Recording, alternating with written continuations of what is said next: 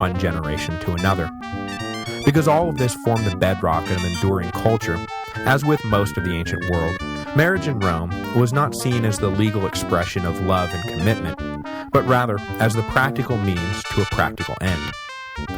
The very idea of romantic love was so divorced from the concept of marriage, in fact, that those who stumbled into a union that actually involved romantic love, as with Pompey the Great and Julia, they found themselves the butts of jokes, rather than celebrated as models to be emulated.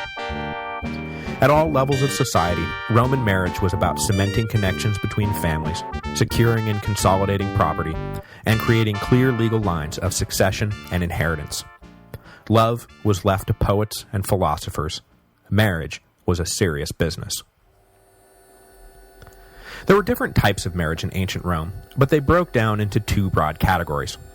Marriages where the bride was transferred as property from her father to her new husband, and those where she technically remained under the authority of her existing paterfamilias.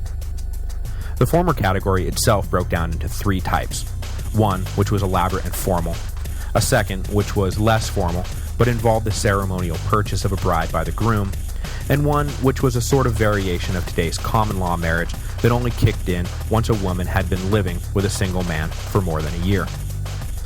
The second category, where the wife was not formally subordinated to her new cases, the woman became subordinate only to herself if their father died and had stipulated such freedom in the will. Roman women, or should I say Roman girls, were eligible for marriage at 12, and Roman men, or should I say Roman punk teenagers, were ready at 14. Most of the time, marriages were set up between boys and girls close in age, but often an older man marrying for the second or third time would choose a much younger wife. Though there was no real legal restrictions to this, or even very strict social taboos, men like Cicero still found themselves made fun of for the huge age discrepancies between themselves and their chosen wives. What really was taboo, though, was for a man to marry a woman older than him, and it was a striking exception that Octavian's first marriage was to the much older Scribonia. The matches would be arranged by the paterfamiliae, or fathers of the family, of the prospective bride and groom.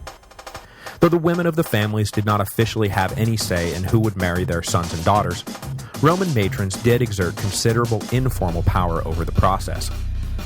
Particularly in the case of brides, it was customary for the paterfamilias to consult with the mother of the bride when working up a list of potential candidates for her daughter to marry. The paterfamilias was not, of course, legally obligated to consult with the mother of the bride, but, he did so at his own peril. In order for a marriage to be arranged and recognized, both the groom-to-be and bride-to-be were required to have something called connubium, or the right to marry. Basically, this meant answering the questions, are they old enough? Are they Roman citizens? And are they presently married to someone else? The Romans had no truck with polygamy, as it muddled up inheritance lines, and they did not, except under certain special circumstances, recognize marriage to foreigners. As you'll recall, this latter point formed the basis for Octavian's attacks on Mark Antony after Antony took up with the foreigner Cleopatra at the expense of his citizen wife Octavia. But beyond these technical requirements that answered the question, can I marry this man, or can I marry this woman, there was the social requirements. Should I marry this man, or should I marry this woman? In the upper classes, this was especially important, but up and down the line, Roman mothers and fathers fretted over finding the right match for their children. That husband or that wife who would elevate their social status or bring in a particularly large dowry or gain them entrance into a prominent family. In the early days, you'll recall that there were all kinds of rules about who could marry who, with patricians and plebs not allowed to intermarry. When those restrictions were lifted, it became a really big deal for a plebeian family to hook one of their daughters up to a patrician man, or to bring a patrician daughter into their house. On the other side, though, the patricians were never particularly excited to be sending one of their own off to join a plebeian family, or to be bringing in some commoner into their distinguished line. But practical economics trumped aristocratic snobbery, as the cross-caste unions usually proved to be economic windfalls for many impoverished patrician families. After all the centuries of intermarriage, by the time of the late Republic and early Empire, The most important thing was not necessarily whether a candidate was patrician or pleb, but how distinguished their ancestral line was. For the upper classes, it was all about counting the offices held by your ancestors. If you were a young man from a distinguished family who could point to, say, 4 consulships and 16 praetorships held by your various ancestors, then you were looking pretty good. Bonus points were given or taken away depending on how recently such offices were held. So if the young bride's father had been a consul, then that would be a pretty sought-after young woman. But if her family was still clinging to the one consulship they had held in 436 BC, well, people were just going to roll their eyes at that. Over the course of the Second Punic War, most of the upper-class men who could point to distinguished lineages were wiped out, and Rome saw the arrival of the novus homo, which led to the wholesale intermingling of lines. The young man who sought to be the first in his family to reach the consulship sought a bride who would connect him into a prominent, if depleted, aristocratic family. And that same aristocratic family was looking for men of merit, and more importantly, men of wealth, who would help maintain the family's place at the top of the food chain. A perfect example of this is Gaius Marius, a young plebeian man of talent and ambition, whose marriage into the ancient but floundering Julian line took his career and their political status to the next level. The lower classes worked in much the same way, but instead of playing in the VIP room, they played at the dollar tables, not that the competition was any less fierce. Everyone was trying to find the perfect match to raise the whole family up from where they had been previously, politically, economically, and socially. One of the overriding goals of a Roman man was to outdo the accomplishments of his ancestors, and marriage was another tool in his kit to help him accomplish this ever-present goal. Beyond the lineage stuff and the economic stuff, character actually played a pretty large role in the selection of brides and grooms. Roman society centered around public praise and public shame. So the serious young man who seemed to be a natural leader of men was more prized than the lazy man who seemed to be a natural drinker of drink. The former would create maximum praise, the latter maximum shame. For the women, it was all about being a dutiful, obedient, and loyal wife. Outspoken, uninhibited women were looked upon with suspicion, as again, the former would bring much praise, the latter much shame. As I think continues to be the case today, physical beauty was more highly sought after in women than in men. A pretty girl from a nobody family could catch the eye of some rich aristocrat and suddenly find herself elevating her family well above their rank as a result of a marriage proposal. For the man from nowhere, though, good looks were not his ticket to the top, but rather his promise. If he thought well and spoke well and carried himself well and possessed an ambition to succeed in public life, he might just find himself skipping ahead of men with better pedigrees, but worse habits. Once a marriage was arranged, it was time to announce the happy news. One way a new couple could signal their intention to marry was to simply appear in public holding hands, but often a formal engagement party was to be seated as the guest of honor. At this party, the couple formally announced their consent to be wed, and the final details of the dowry, if there was one, were worked out between the two paterfamiliae. As a visible symbol of the engagement, brides-to-be would often be given engagement rings, which they would wear, as they do today, on the ring finger of the left hand, believed to be linked directly with the heart.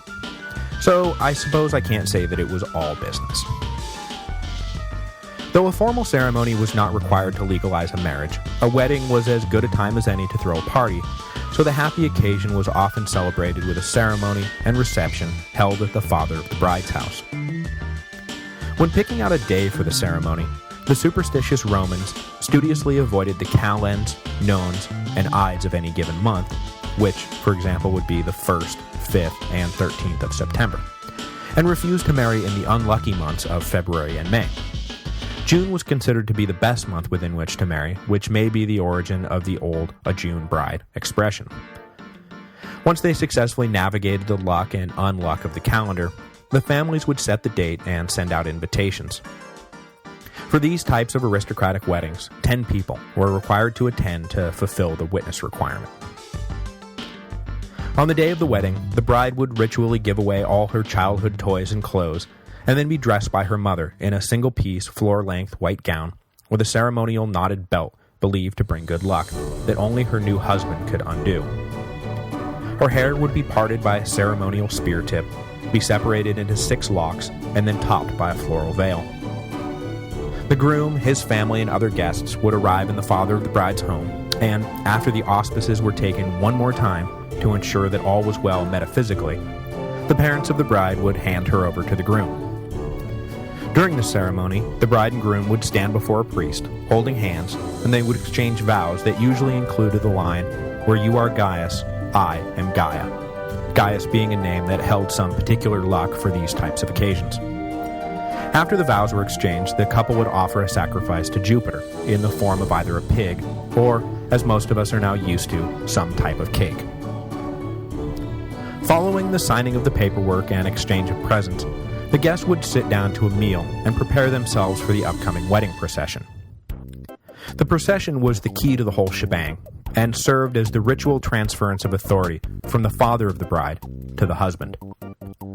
The bride would be guided out of her father's house by 3 boys, and would lead the guests on a walk to her new husband's home. One of these boys would bear a torch that signified her father's authority over her, lit from the paterfamilias's hearth. As the procession wound through the streets, the train would grow larger and larger, as the general public, often just for the fun of it, joined in the march. Along the way, onlookers would throw nuts, a symbol of fertility. At some point in all of this, the groom would split off from the party and hurry ahead to his house, where he would formally greet his new wife into their home. When she arrived at the threshold, some more rituals were performed, including the ceremonial snuffing out of the torch and tossing it to the assembled guests, and then the bride would carefully step through the door. The Romans were particularly superstitious about doorways, though, and just as often as not, the husband would pick up his new wife and carry her inside, so that she did not trip on her way in, which would have been a sign that the gods did not approve of the union. Once inside, the general public would go about their business, while the wedding guests would continue to feast and celebrate. When the time came, the couple would head off to a ceremoniously decorated wedding bed and consummate the marriage. Though not legally required, consummation on the night of the wedding was expected, and signaled that the two now held between them a contract of fidelity. The next morning, the bride would emerge from their room and begin her new life as a matron in her husband's family. Though affection and kinship kept her tied to her old family, legally, she was now the property of her husband. It goes without saying that the very, very soon-to-be Mrs. History of Rome does not subscribe to this theory at all, even in jest. I'm serious. Make that joke around here sometime. So that's how the Romans got married. The modern Western world still holds to some of the traditions or variations thereof, and everything that I just described actually seems pretty similar to everything that I'm planning on doing in a few weeks. The engagement ring, the white dress, the veil, the offering of cake, the throwing of rice, the tossing of a bouquet. Like so much else in our culture, because that's how the Romans did it, is the answer to the question of why we do all of the crazy things that we do when it's time to get married. So that's it for now. I'll see you all again in 4 weeks from the new head office in Austin, Texas. I want to thank everyone for their well wishes on the wedding and the move, and to those of you who have donated money, I want to say that none of it would have been possible without you. I haven't touched a dime of the money that has come in, and it's been sitting in a honeymoon fund that has in the past few months been renamed the Moving Fund. To those of you who have thought about donating but maybe haven't gotten around to it, well, we're about to pick up and move across the country, and technically neither one of us has landed a job yet, so yeah, now's the time. thehistoryofrome.typepad.com.